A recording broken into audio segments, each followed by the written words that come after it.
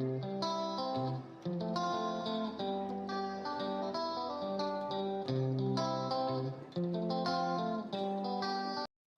guys, a big hello and welcome to one and all to vaidyachesshub. A very good evening and very quick greetings from people. Itesh says good evening. Jay is with us. Saurish is with us. Well, everybody is like the thumbnail. Well, thank you for that. We are joined by Radhesh. Radhesh, by the way, you need to join our Telegram channel. I wonder what's taking so long. Chinmay is here. Well, that's good to know. He's saying hello to everybody as well. Even he likes the thumbnail, which is a great thing. And Arya Mahakad is here. Well, hi Arya. By the way, I want to talk about the assignments. The PDF that I shared with you. It's not that you have to share it with me every time. Well, what you can do is, well, the newcomers are also here. Hey, good evening, Harsh. Well, let me tell you something about the PDF sharing. At the moment, you can do those assignments and save a copy on your computer. It is not compulsory that you share every time your answers with me, but have them saved on your computer. And why would that be important? Because I may ask you to submit one of those assignments as a surprise. So there are a few students who have shared that with me on email. They have filled it up and then they have shared it or sent their answers on email. Don't do it every time. In case, well, there are occasions when I want you to share them with me, you can. Okay. Rayanch also likes the thumbnail, which is fantastic. So I hope that you have understood what I'm saying. Don't share it every time, but yes, do it and save the copy in a separate folder in your computer. That's very important because someday, as I may ask you to submit one of those previous PDFs, and then you would have them handy. So what are we going to do today? As the thumbnail suggests, the games you should know. And boy, I've got this is just the episode 1, by the way. And the match we are going to study today and enjoy today is between Grandmaster Vishwanathan Anand and Grandmaster Yevgeny Bariv. And I mean, what if we start talking about Grandmaster Vishwanathan Anand, then we could just go on and on and on. However, I'll just give you some brief highlights about the two players. Grandmaster Vishwanathan Anand, please bear this in mind that it does this, his spelling as V-I-S, Viswanathan, is a former 5-time world champion. 5-time world champion. That's huge. Yes, and he is from Chennai. And by the way, what are the years? 2000, 2007, 2008, 2010, 2012. 5 times. And by the way, in 1888, he became a grandmaster and the first grandmaster from India, by the way. He is among those few elite players to cross 2800 ELO rating mark, the 2800, the prestigious 2800. And I believe he did that long time ago in 2006, I believe it, 2021. Now, his opponent is Grandmaster Yevgeny Bariv. He is a Russian-Canadian senior chess player. I'll tell you in a moment why Russian Canadian. He works as a senior trainer for top players. If I'm not wrong, recently he coached the Russian team. Now he shifted to Canadian Chess Federation in 2015, and that is why I said Russian Canadian player. So at the moment you saw that I displayed the Canadian flag. Okay. Make a note of these things. Guys, you know now, you know it by now that you need your notebook handy.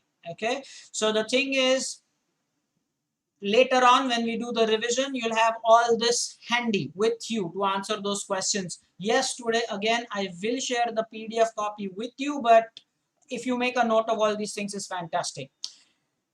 Grandmaster Vishwanathan Anand, man, he is the reason why I started playing chess. He is the reason why many people in India started playing and liking chess. Let me be honest about this. So, a great inspiration for all of us. Okay. Now, what else can we study? Well, the game that we are about to see is from this Linares tournament in Spain. Linares is a city in Spain, by the way, and it's Anand's favorite venue because he has won this tournament thrice. He won this tournament in 1998, in 2007, in 2008. So that is, I mean, amazing to win a tournament 3 times. Make a note of that. And the name Linares as well. Now, why you need to know such names is often Linares, it's such a prestigious tournament, guys. It's often referred to as the Wimbledon of chess. You know, in lawn tennis, I'm sure you've heard of Wimbledon. So it's that strong and it's that huge. So when I say a strong chess tournament, you have really some strong players participating in the tournament each year. Linares is the pronunciation. That's in Spain. And talking of Spain, let me tell you that Grandmaster Vishwanathan Anand does speak some very good Spanish, because more than half of the year, I believe, he stays there, because that in Europe, you know, you have a lot of tournaments going on, so mostly he stays there. So he speaks good Spanish, what I know. All right, let's continue. Let's go to the big board again. I hope you've made a note of those years: 1998, 2007, 2008. Okay, Linares tournament. Let's start with the game, guys. Let's start with the game. So the game began with e4, e6, d4, d5. Now this is the French defense. It's a very popular defense employed by the grandmasters, and even at the highest level, we see them. This was put to use even in the candidates tournament 2021 that concluded recently. And you must have noticed that a lot of players, even at the Vaidyachesshub Chess Hub, love playing this. This is the French defense. E4, E6, D4, D5, the setup that you see in front of you now. Just remember this. This is known as the French defense. It's considered, very strong indeed. Just remember that, okay? Let's proceed. What do we have? The game continues with knight to c3, knight f6, e5, knight f d7. Now, by now, I'm sure you know, you write knight f d7 because the knight that was on f6 came on that d7 square. It's very important that you know both the knights could have come on that d7 square. So you write it as knight f d7. Writing only knight d7 would not be enough. This is now the classical variation of the Steinitz variation. What did I just say?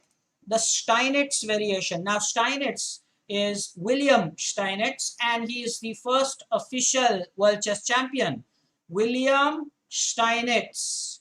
I earlier taught you the word Linares. Well, this is specifically important for the beginners. The seniors might have heard these names a lot, but those who are new to chess, well, you should know these things because they are related to our favorite game. So you should know those things. William Steinitz, first official world chess champion, and so this is the name is after him. So the Steinitz variation, and the eco, you can see the encyclopedia chess openings, eco is C11 for this particular opening. You've got to make a note of that. The eco, that's encyclopedia of chess openings, we saw that earlier in one of the previous lectures. It is C11. Okay, so let's proceed. The game is perfect in theory so far. F4, C5. Now in the French defense, it's typical for black to go for the attack on this particular, exert pressure on d4, and that's exactly what black is trying to do here. And everything is theory, perfect from both the grandmasters. The position is totally equal. White played knight f3, black playing a6. Everything is mainline. You have a lot of games played in this position. Bishop e3, b5, queen d2, bishop e7. So players are busy developing their minor pieces. Black, however, you'll see is aggressively expanding on the queen side. He's not focused so much on the king side. He's focused on the queen side development, and is very aggressively expanding on the queen side. You'll see that the pawns on a6, b5, c5, d5.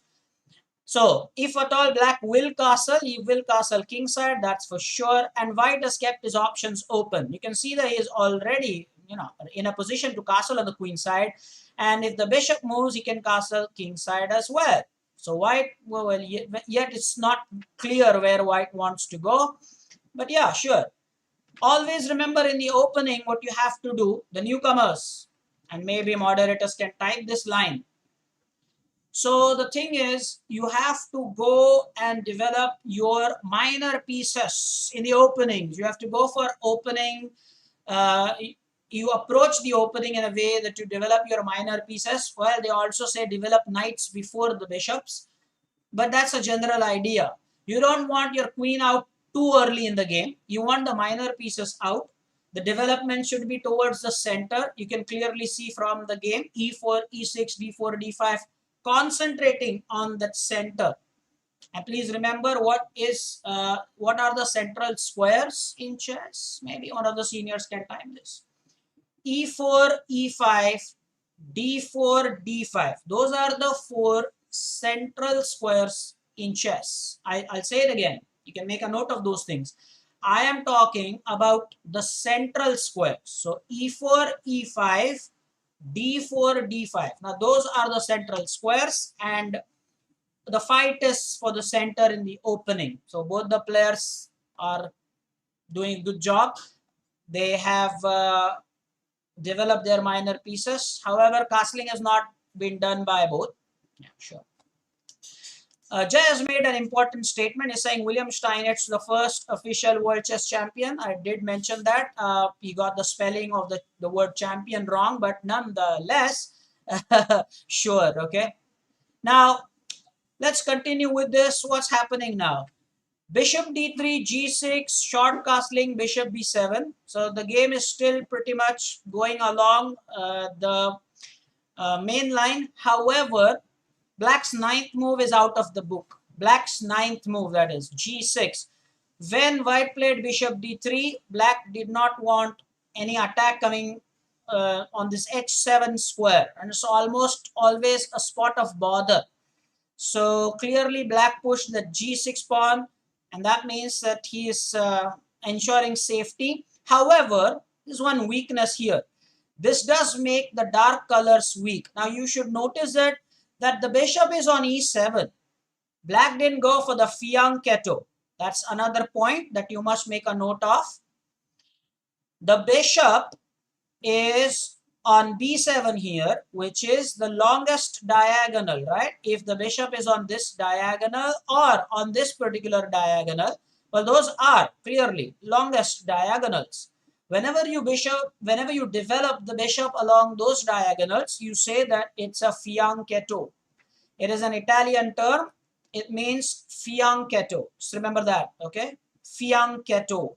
Fianchetto. Maybe if juniors are making a note, fianchetto.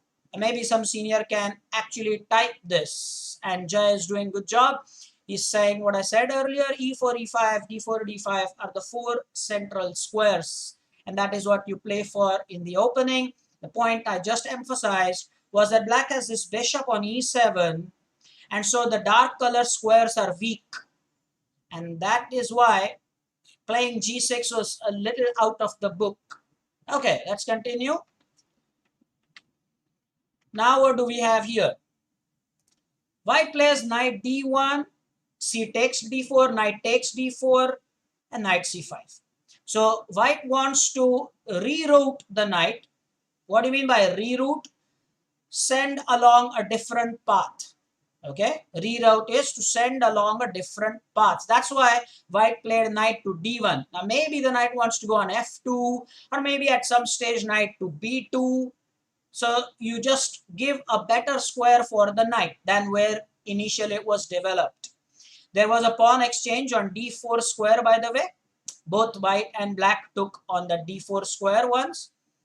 Now I said earlier that black's ninth move, g6, is out of the book. So you put this in the Lichess engine, and you will find that after that move, ninth move, g6 by black, that's it. This game came out of the book, out of the theory.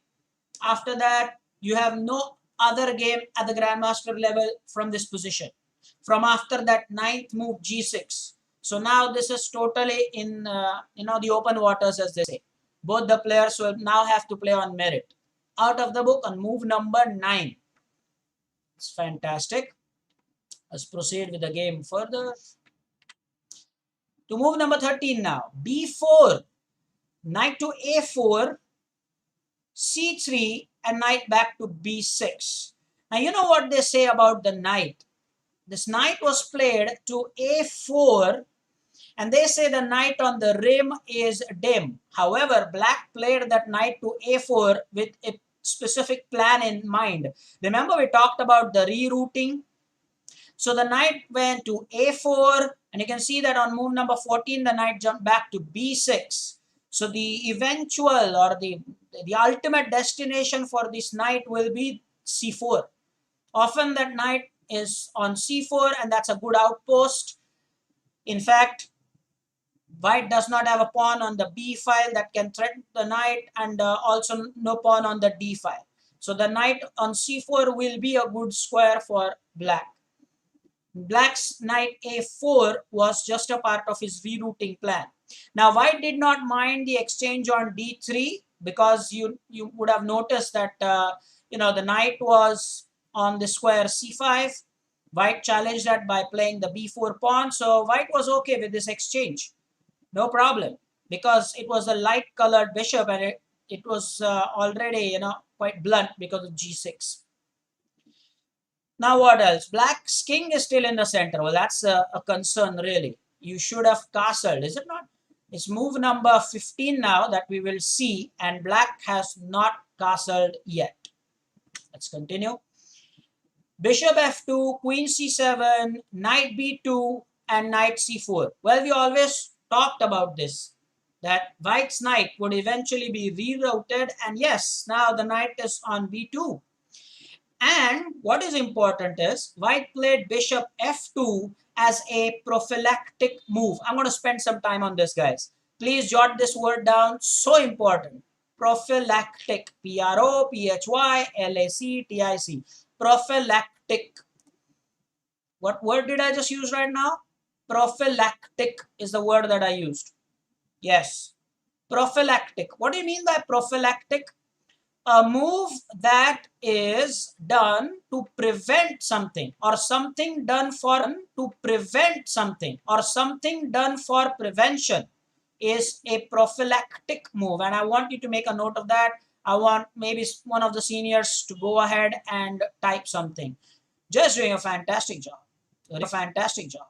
Reroute is send along a different path, he said. That's one of my previous comments. Rayansh also did a good job. Actually, he typed this Fiang. Rayansh also did a good job. Actually, he typed this Fiang Keto thing. Let's continue with this, guys. Prophylactic is P-R-O-P-H-Y-L-A-C-T-I-C. Prophylactic. Okay. Just again doing a stunning job. Okay. He's saying something done for prevention. I think the meaning is exactly also what you see on your screen right now. I have made notes myself. So what's the prophylaxis here? Well, white was aware that black knight on c4 is really unpleasant. So now white has the knight on b2, so the exchange can happen anytime. If white thinks that's a threat that really you have to take the knight, you can. But at the same time, bishop was important, so white did not want to lose the dark colored bishop. So bishop was dropped back to f2. That's important. Let's proceed. Queen e2, knight c6. This knight was developed. a4, knight takes d4, bishop takes d4, and bishop c6. Guys, there will be a time when I am going to actually show you the moves on the board. But for some moves or some screens, you would have to actually rely on your boards at home. So later on, you can actually study this game far more in detail. At the moment, I'm just showing you the highlights because the game is so cool. It's something that you must study. Queen e2, because the knight was attacking the queen. You remember the last move? So white did not exchange the knight immediately. He'll wait for the right time. But of course, he had already made the prophylactic move bishop to f2, so there was no danger of losing the dark colored bishop. Knight c6 was played, a4, which is still there, challenging the pawns. Knight takes d4, bishop takes d4. So there was yet another exchange on d4. Okay. And now bishop c6. By the way, this is something interesting. We are now done with 19 moves in the game. Okay. 19 moves are done. 19. Now black's 8th move was bishop e7. I repeat. Black's 8th move was bishop e7, and since then black is ready to castle. Black was always ready to castle since move number 9, and now having reached this stage, move number 19, and still there's no castling for black.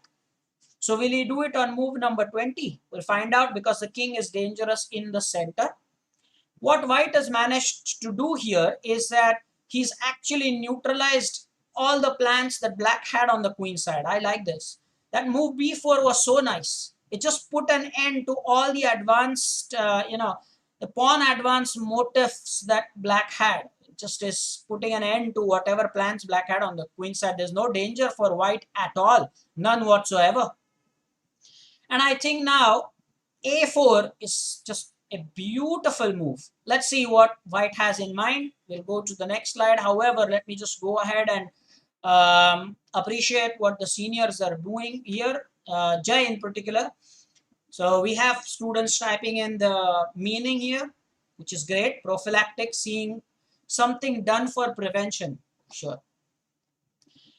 Rayansh also did a good job, right? He's saying fianchetto, developing bishop on the longest diagonal. Yes, that is fianchetto, and that is just brilliant.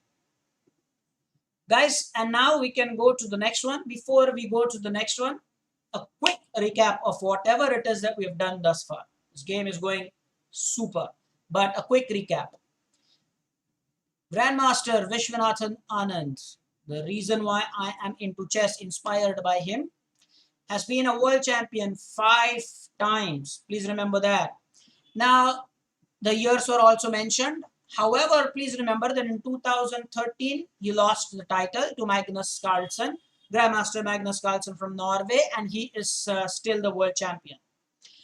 He has won the Linares tournament. And why am I talking about the Linares tournament? Because this game was played in the Linares tournament, 1993. And he has won the Linares tournament thrice. Here is a little homework for you. Make a note of it. What is the homework? The homework is, you should find out how many times has Grandmaster Vishwanathan Anand won the chess Oscars. Believe me, guys, you have the Oscar awards for films. I'm sure in the Hollywood, you've seen that, is it not? Oscar award. Just like the film industry, even chess has something called as the chess Oscars. So how many times, you need to do some research on this. Don't do it now, because otherwise you lose the track of this game. Do it later, and then do share it, and then let me know how many times has Grandmaster Vishwanathan Anand won the chess Oscar. Let's continue with the recap. We saw that when you put the bishop on the longest diagonal as a fianchetto, in the opening, what you're supposed to do is you're supposed to develop the minor pieces. It's important to castle at the earliest possible occasion, but black somehow has just not done that, and it's move number 19. You today, especially the new students, well, they learn what is French defense, e4, e6, d4, d5, that's a basic structure. And prophylactic, right? Yeah, we studied that. Sure.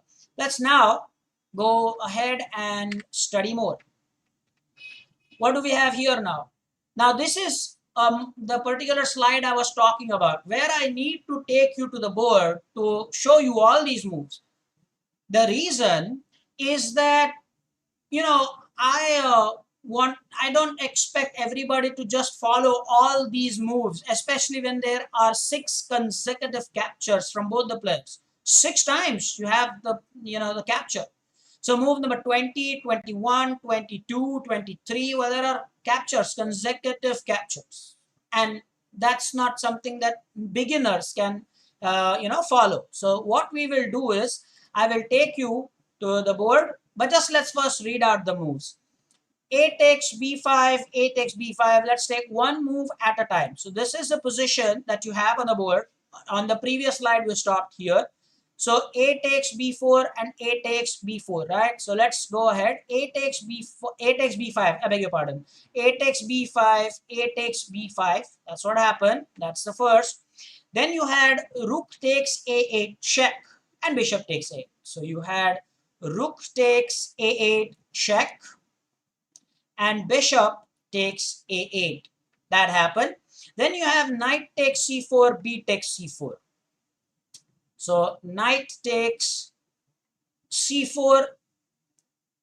Told you, is it not? Told you, white will take that knight. You don't want that. The knight is unpleasant there. And b takes c4. Now remember, both the pawns can take the knight. So knight was taken by the pawn on the b file. So b takes c4 is the move here. B takes c4. Then bishop c2. Of course, the pawn is attacking the bishop. So the bishop came back. Bishop c2. And black played the bishop to c6. Because I believe black now senses that the rook will occupy the open a file and that bishop was hanging there. So again, prophylaxis. But what has happened here, I'll take you now back to our game. Now what has happened here is black still not castled. That is something important. And if you look at the queen side, black always wanted the queen side attack. If you remember from the start of this particular game, I told you, you should notice how black is just expanding on the queen side. So now when black looks at this position where he's not castled, number one, and now white has this wonderful b4 pawn, which is a passed pawn. And by the way, the seniors can now type what is the meaning of the passed pawn. Okay. The meaning of passed pawn. When your pawn does not have an enemy pawn on the same file, you say that it is a passed pawn. So what I mean is, let me take you to that big board again. So what I mean is, this pawn for white, which is on b4, has got no black pawn to oppose his progress. This particular pawn is known as a passed pawn. When your pawn has no opponent's pawn on the same file. Okay? So the pawn can just promote to the queen if nothing is done about it. Pawn is not obstructed by the opponent's pawn, whichever way you want to put it. I hope that you're jotting these things down. Very important, guys. That's why I take the lectures pretty seriously. I will, reminding you again, I will share the PDF copy of the lecture with you, I promise. Seniors are doing a good job here, which is great. And, okay. Yeah, still on that fianchetto. So seniors, there's nothing to type. Maybe when someone will type the definition for the passed pawn, I will probably post that. Let's proceed with the game now. So interesting. Queen e3 and castling by black. Wow, should we applaud? Finally, black castles. We had studied this in one of our previous lectures. Beginners, if you remember, 0-0, kingside castling, 0-0-0 is long castling. Finally, black has managed to castle, and I am actually very happy. But the thing is, has black really delayed it for too long? Is it too late? Has the game already slipped, from the hands? It may be the case because I clearly see white is definitely better here. I've not used any chess engine, but I clearly see white is better here. It is for you to tell me. You can share later in the comments as to how much white is better at this stage by point, 1 plus 1 plus 2 plus 1.5. Definitely beyond plus 1, I think, because of the pass pawn on b4, and I've rightly mentioned that. And white is clearly better here. Guys, you should notice this, okay? What are the pieces that you have? What is their strategic location? What are the advantages in terms of a passed pawn? castling is done or not, the king is in the center, is there a weakness on the dark colors. In this position you see that black has got a pawn chain, a solid pawn chain. However, the dark colors are really weak. So the pawns are on f7, e6, b5, c4, and the light and the dark colors around the king are really very weak. Will they be exploited? Time will say. Let's continue with the game here. f5, e takes f5, bishop takes f5, and queen d8. What is that? The bishop took the pawn on f5, and black did not take this bishop. Black played the queen to d8. Now, why was that? Now, I'm going to show it to you on the big board. So what we will do is, this is an interesting idea I have. Let's go back to the point where you saw that there were a lot of exchanges. Post that, what happened is, queen to e3. I played on the board that I have. Castling was done, is it not? And then we came on to this one. So I'm going to actually show you this on the big board, okay, so you can follow. Now focus here. What has happened here is f5. So Anand here is pushing his pawn to f5, attacked twice, defended twice, but look at the way. It's attacked by the pawns and defended by pieces. So is that a blunder? What just happened there? Has it gone wrong here? Not quite. E takes f5, and then bishop took here. Bishop takes f5, and the queen was played to d8. Question: why is it that black did not take here? Black could have taken the bishop, right? I'll show you the red arrow what actually black played.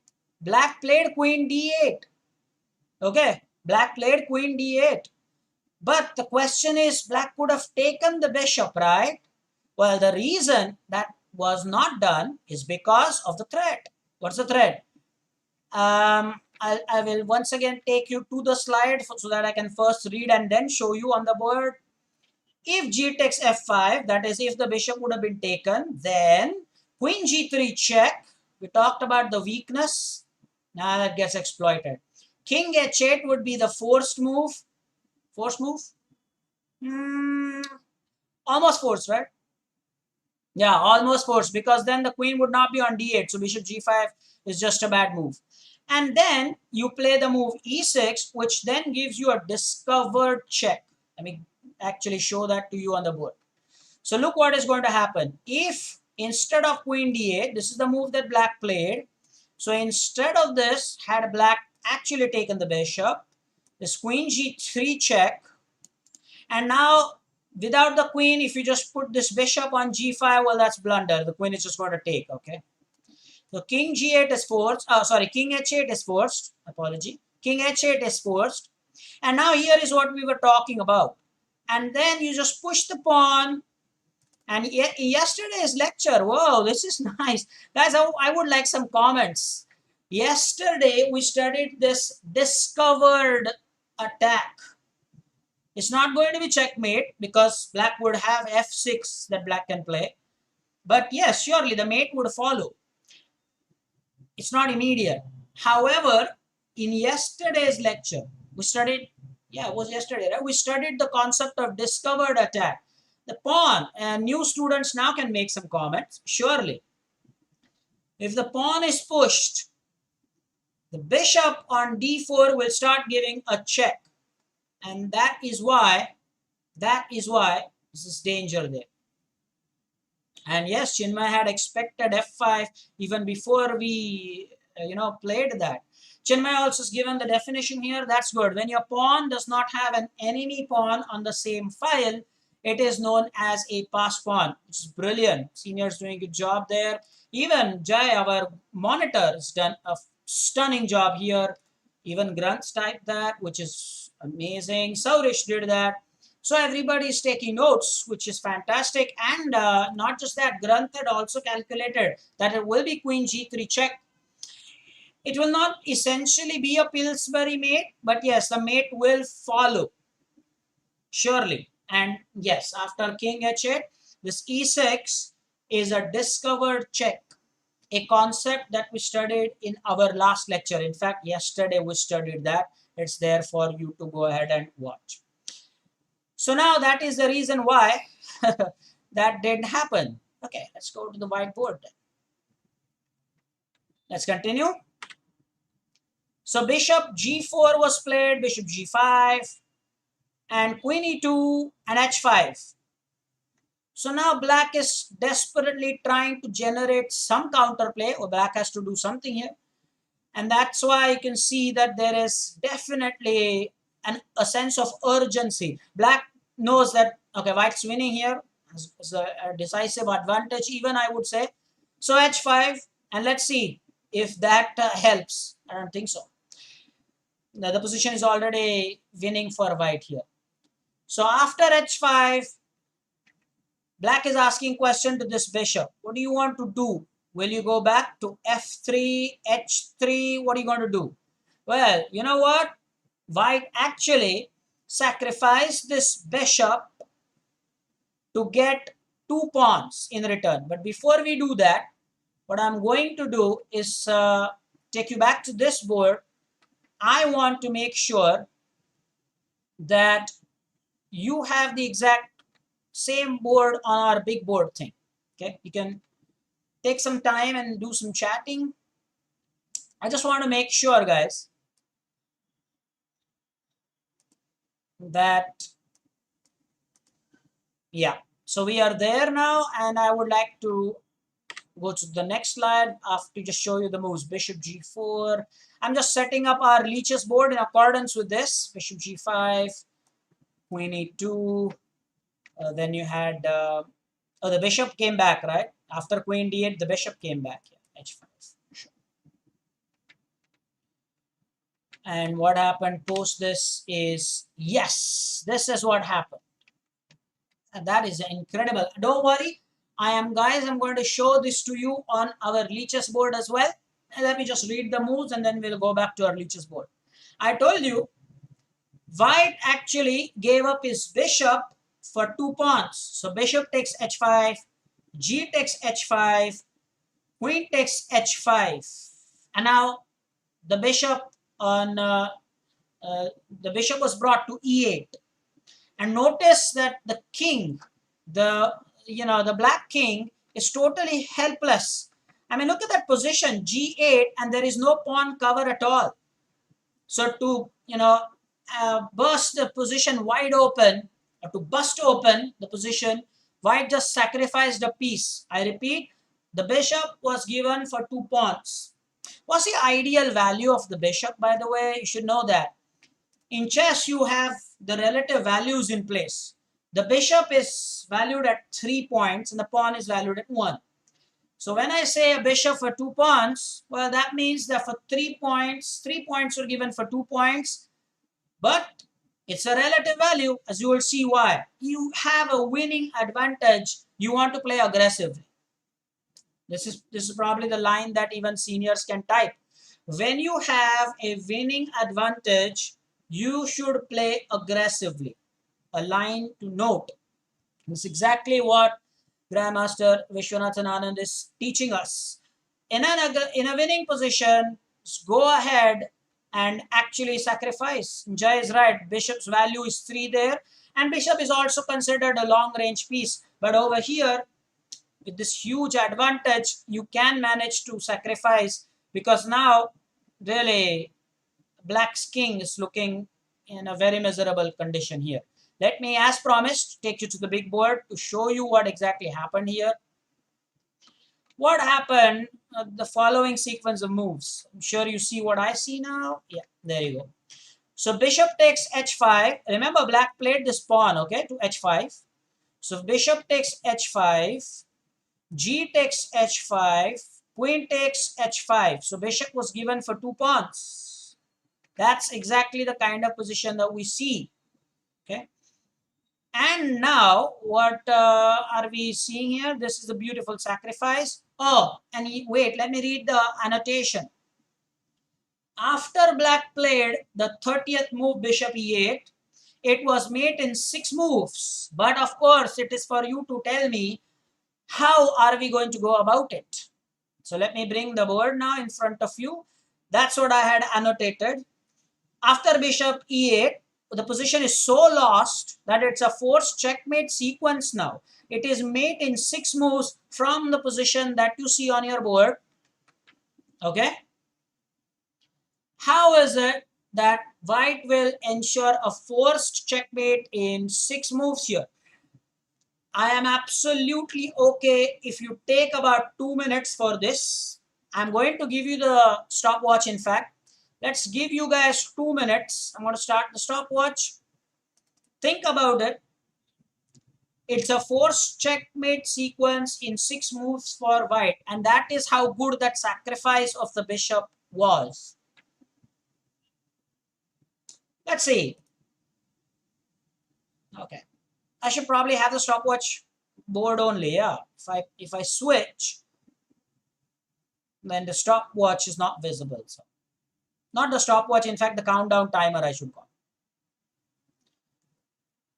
Seniors have done their job. They're actually doing a good job at typing it out. So when you have a winning advantage, you do play aggressively. That's a line to remember. The first move is just stunning. Of course, I will show the move on the next slide. But just before I show it to you, can you find it? It's a stunning move, the next one.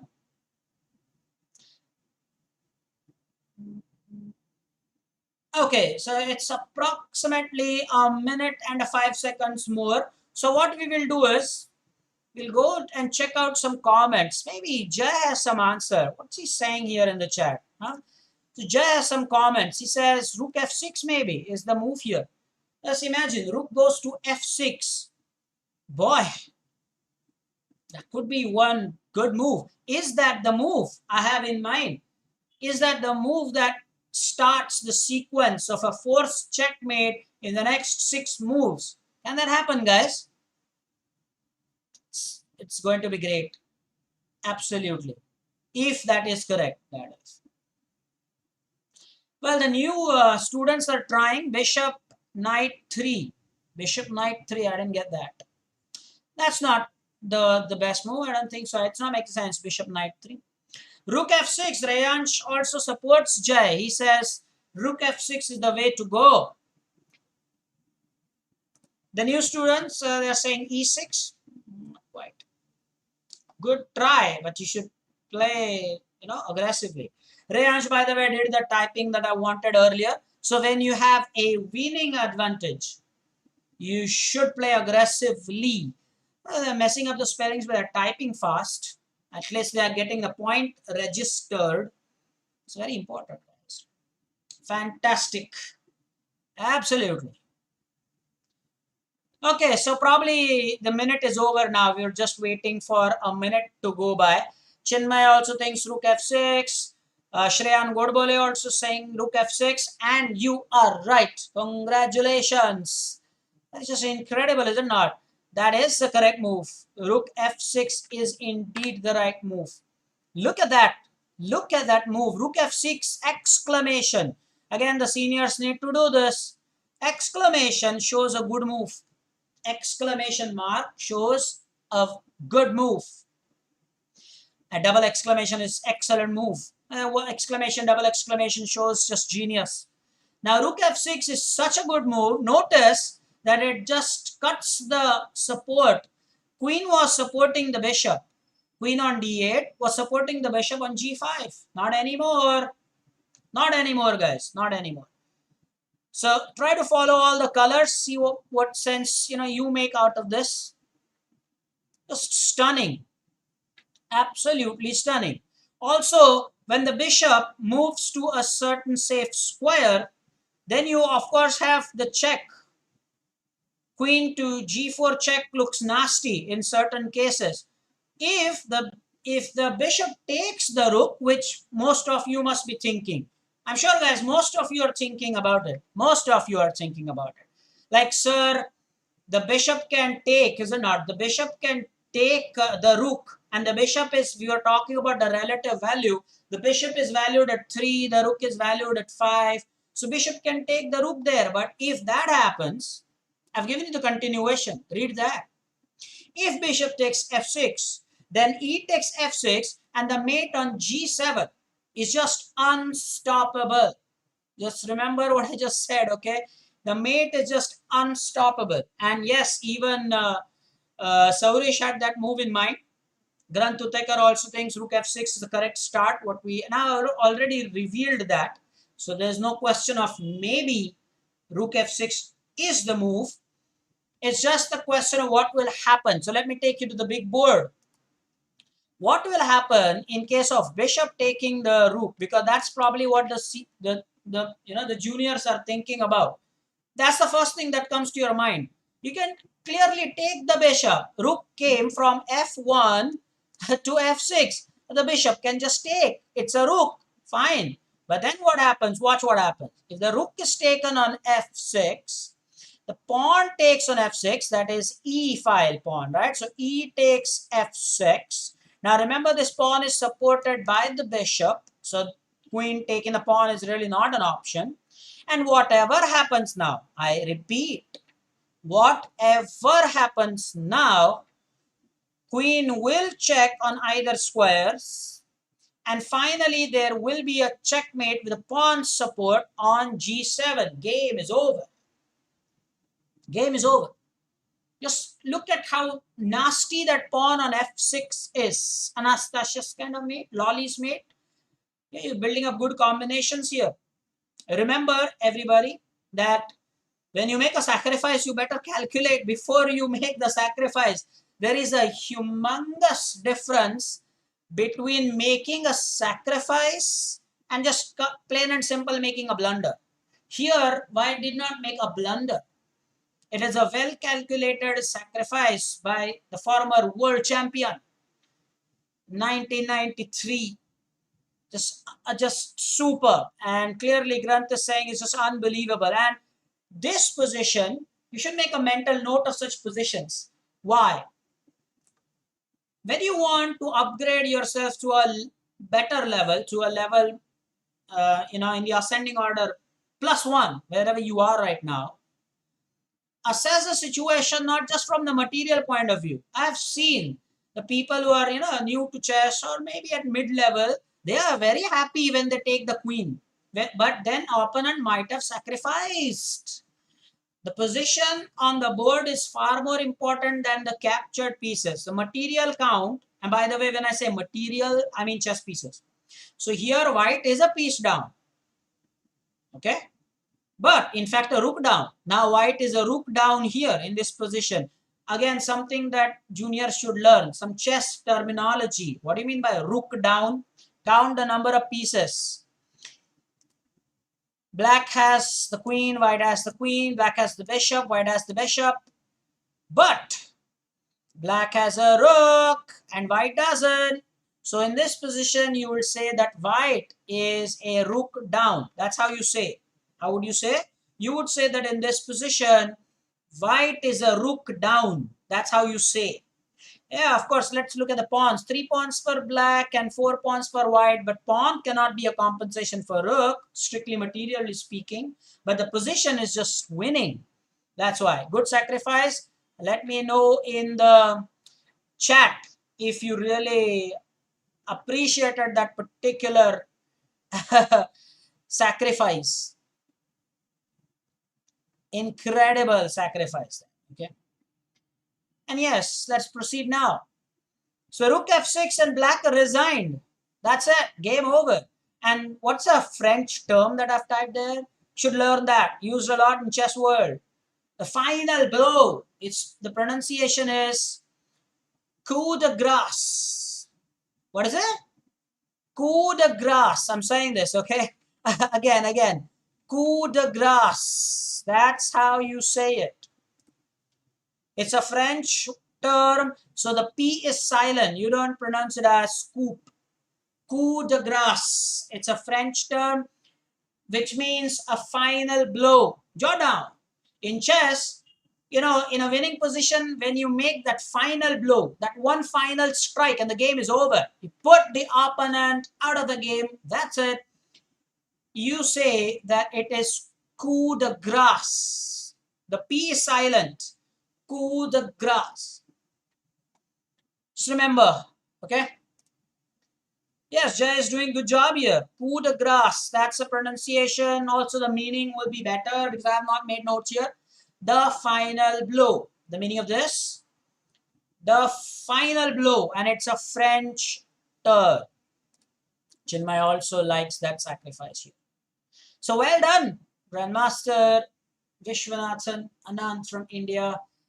Super game. Way back in 1993. I'm not sure you were born then. No way. 1993. And Rayan's doing some good work there. He's actually typed it the way you should say it. Look at that. It says coup de grace. The pronunciation is actually typed it, trying to give you the spelling, or rather the pronunciation by way of spelling, created spelling. That's nice. It's a good tool. Sure, why not? Now, this was very interesting game. And now we will see what we have to do in the revision section. Before we go there, very quickly, I'd like to come on. Yes, very quickly. Remember, I shared the PDF yesterday, and today also I will share this game as a PDF copy for you to study. But remember, you don't have to send it to me every time. Don't do that. Don't flood my email account. Flood my Gmail. But the thing is, you should do the assignment and you must save it as a folder or under a folder in your computer, because there is a reason. Do it. I'm not saying don't do it. Do it. Have it saved on your computer, and then whenever I ask my students for it, if there is a date for submission or something like that, then you can definitely share it with me or send it to me on my email. Please let me know if you've understood this in the chat. Please let me know. Don't send every copy, filled and dispatched. Don't send it every time. Save it in your computer as your notes. That's a very important thing, because if this tradition of online education alone continues, if we get no respite from the COVID-19 pandemic and lockdown, then you may have your clearance test also online this time. And that is why I'm giving you the training. Then you can consider this as a training of how to answer. That's why I'm making those fillable. Got the point? Let's quickly now jump into the revision section. Can we do that? We can definitely do that. People are doing the typing. Jai here is saying, okay, so he's completely understood the logic behind the PDF. So what did you learn from this lecture? And very important that you notice this. And those who are new watching this on YouTube, here is a link that you can use to join our Telegram channel, which is absolutely free for all to join, and it's a public channel. You will have this copy of PDF for you also to download. And all the questions very sincerely. Do that. Okay, so we are done with whatever it is that I had to say. And the first question now, let's get rid of everything else. Yes, okay, fine. We're there now. So this is the first question. When the bishop is developed on the longest diagonal, what is it called? It's called, and a set of three dots is called ellipsis, so I don't know. This one has radio buttons. I told you that there are two diagonals. The longest, it's a square, is it not, the board? So you have two diagonals which are the longest. Let's name them. The one in the blue that you see, the one in the blue color that you see is the A8H1 diagonal. Somebody can type that. The name of the diagonal, not the answer. The blue diagonal is the A8H1 diagonal. Okay. The green diagonal is the A1H8 diagonal. So those are the starting and the ending squares. Please remember that. Okay, we have the answers coming up. However, I wanted somebody to type this. How do you call a diagonal in chess? So A1 H8, and you can say H1 A8 to change the order or whatever. But yeah, that is how you denote that it is actually the diagonal. We have the answers, which is fantastic. Well, let's wait for somebody to actually type the answer of the diagonal. You put a hyphen in between, okay? Put a hyphen in between. And yeah, the next question. Yeah, even the new students are answering, by the way. Now, this gives me real satisfaction. When the new students, Abir, I was waiting for your answer. This is something, all these questions are based on what we studied in this lecture, guys. Make no mistake. In fact, the move by black, you see the black bishop on b7, isn't bishop b7 a move from this game? So the questions that you will see now are all the points that we studied in this lecture. By the way, when you have these circular options to choose, they're known as radio buttons. I hope you know that. So whenever I talk of that, you should know this. The radio buttons, you can select one of them. So the options are, is it a gambit? Is it en passant? That's a French word again. And the pronunciation is en passant. It's not en passant or something. It's a French term, so it's en passant. Or is it fianchetto? Most of our students think that it is fianchetto. Jai, meanwhile, doing a stunning job. So the blue one is A8H1 and the green one is A1H8. Thank you so much, Jai. Doing a stunning job for all of us. Next question, please. What's this question here? It says, let me read it. The move that is played with an intention to avoid something or prevent something is called what? I repeat, the move that is played with an intention to avoid something or prevent something is called what? What do you call such a move? And this time you have the check boxes. So let's see, what's the correct one you think? I'm going to read out the options. Do you think it is a waiting move? Do you think it is an exchange move? Do you think it's a combination move? Or do you think it is a prophylactic move? The spelling again, Prophylatic. Prophylactic. You got to remember that. So what do you think is it? This time what you have are the square boxes, or what they are called as the check boxes. Please remember that. Okay. So good to see all the answers coming up nicely and promptly. Chinmay Iyer says prophylactic with the correct spelling. Yes. Harsh Koth answering. New students answering. Abir waiting for your answer. Maybe the spelling is something that you're learning for the first time, is it not? This word prophylactic, for sure. Why not? Jay says prophylactic move. Ankit Banerjee probably joined in late, says prophylactic move. He probably should have downloaded the copy yesterday, Ankit. Let me know. Grant saying the same answer but with the messed up spelling. Pooja ma'am doing that. Shreyan, very nice. All the rising stars participating is absolutely strong. Abir, it's not A. It's not a waiting move. It is a prophylactic move. Most of you have done it correctly. Time for us to go to the next one. Shall we go to the next one? We're still having the answers. Yeah, that's it. I think it is better we go to the next one. What's the next one? The penultimate question, the third question. In fact, we have 5 questions. We'll see. So what is this question? Write a few things you learned about Grandmaster Vishwanathan Anand. I repeat, it does the spelling as V-I-S-W-A. Doesn't do it with an H.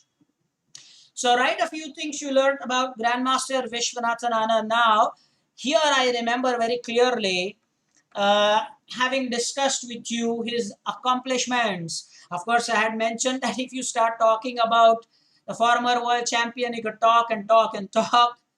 But I put it in a nutshell, and you can mention those things there. You know that it is a fillable form or a PDF, so you can type your answer there and type a lot of things there. You can do that. Very important. Do that. And one more thing is, hey, this can be made interesting.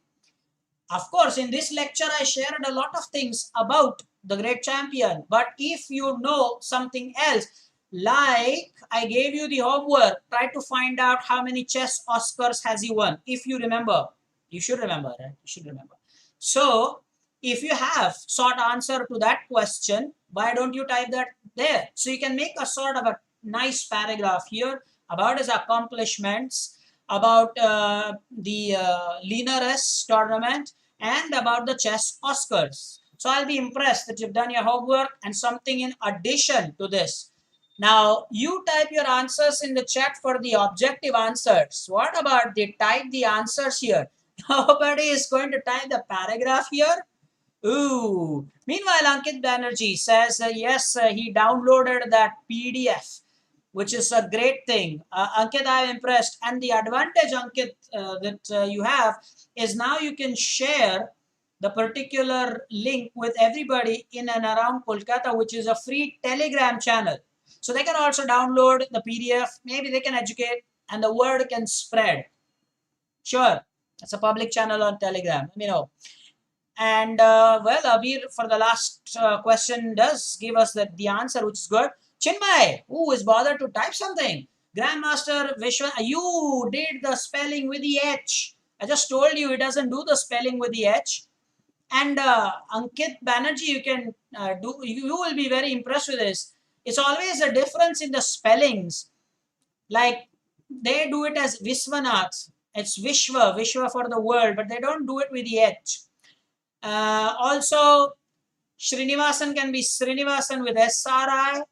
And what happens, why I'm referring it to you, Ankit, is in Bengal, the verb becomes the verb. So Devarshi becomes Devarshi. Giving good examples of what? Devarshi becomes Devarshi. Yeah, the B. So here, Chinmay, that's what I'm talking about. Just remember that, okay? And Jai also doing some good job. So he was amongst the first. I did mention, guys, that it's not recently that, the great player crossed 2800. He did that way back in 2006, and he was among those few players to do that. Gary Kasparov was definitely one of them. But yeah, that was a big, tremendous achievement back then. It's quite for a long time in 2006-7. He was at the world #1 spot. And yes, Ankit says totally cool example. That exactly what is happening in Bengal when you make the ver as bur. It does sound that way. Shreyan Godbole says, I had learned to study that play slowly and study. Well, I was talking about what you learn about games by Vishwanath and Anand. Talk about that, Shreyan. Okay, so now you know what to do. You can type the answers here, guys. I've already made it clear. You know that. Let's go to the next question. What's that next question? Which image shows a French defense opening? Which one? Again, you have the radio buttons. I'm going to use those words now, you know, I hope. Which is the image that shows the French defense opening? So you have some openings, you would see 3 different openings. One out of them shows the French defense. We just studied a game in the French defense, so you must now know. You should be able to answer this. Learning the names does help. So you will be able to search games better. You'll be able to talk with someone about chess. Like if you are telling someone about how the game went, and maybe you can tell them that, I was playing the white side of the French. Or if you want to talk about this game, hey, why go someplace else? If you want to talk about this game, then you can say something like, today sir taught us a game. He showed us a game where in the lecture, Grandmaster Vishwanath Anand was playing the white side of the French defense, classical Steinitz variation. You talk about that, you're talking chess. It's fantastic. Okay. That is brilliant. Well, good job there by Jay is going on, typing and typing and typing. And Ankit says the third image is the right answer. New students are also answering it right. Well, after a long time, we have Hitesh answering. Hitesh, where were you all this while? Well, man, I mean, this is like the first time you're answering today. Hitesh, not fair. I would want you to answer more. You have to become the next senior, you guys. I'm serious about this. Well, by the way, third image is the right answer. Don't say 1, 2, and 3 because I had not mentioned 1, 2, and 3. What Ankit and Saurish are saying, a third image from the left. That's right. But anyway, you'll have to do it on a PDF, so that really does not matter. Let's go and see if we have any more questions left. Yes, what is the eco reference for this game? I have no doubt you know this, guys. We talked about it. I told you, man, I told you, make notes. The answers are still coming in for the previous one. Eco, Encyclopedia of Chess opening. So what was the eco for this game? Very important. Encyclopedia of Chess openings. We did talk about it. That's why you take one lecture at a time. But let's say you want to talk about this, let's say a year later, long while later, then the point is you have some copy with you. That's why you got to do these assignments and save, maybe for future reference. They come handy, you know what? And we have a monitor doing the job, but I again wonder why monitor, Itesh, where were these guys all the time? It's like when it's time to say goodbye, you are here, then well, maybe why even bother answer now? Monitor, seriously, what's up answering now? Where were you all this while when the others were taking efforts? Itesh, what's up? You don't have to type eco, it's just C11. That's what probably the answer is. And well, that's it. I think we are done. Yes, we are done. You can start typing what you studied, how much you enjoyed this lecture. You can start typing those messages. What was the best part? What was the best learning for you? Ankit, it's time now that you type something about what I shared with you because it's time for us to say goodbye. It's 7:02. So, guys, what did we learn? How was this lecture? You studied the game of one of the greatest players, 5-time world champion. Here we have some explanation. Well, Avdut, you say you were here. Next time, remember, if you are there, show your presence. You should go ahead and type. Enjoy that, especially now when you know that I highlight the comments. You should know that. I highlight the comments, right? So it's very important. Yes, goodbye messages coming in. It's time for us to stop. And let me know whether you enjoyed this lecture. I will post a copy of PDF. And Kavish is saying, I cannot type more because I was at my grandparents' house and just watching it on mobile. Chinmay says, a very interesting session. He loved it. Grand Tutekar says, goodbye. We'll meet again, surely. Do take care, guys. Do take care. In some time, I'll upload it on the Telegram channel. Okay. Bye-bye. Take care. Cheers.